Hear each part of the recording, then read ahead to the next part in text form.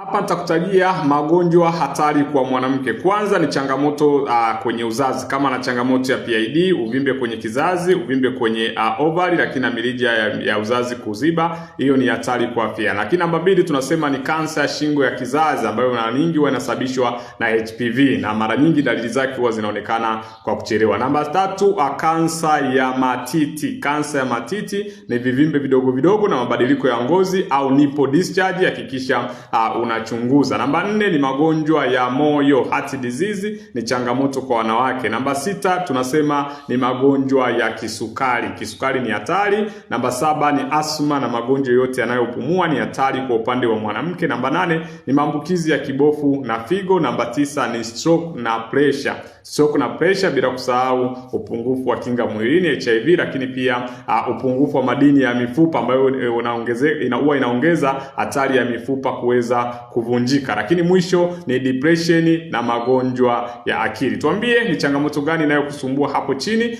ili tuweze kukupa msaada kutoka kwetu. Hakikisha unawasiliana na Dr. Jimmy kwa ushauri zaidi. Karibu.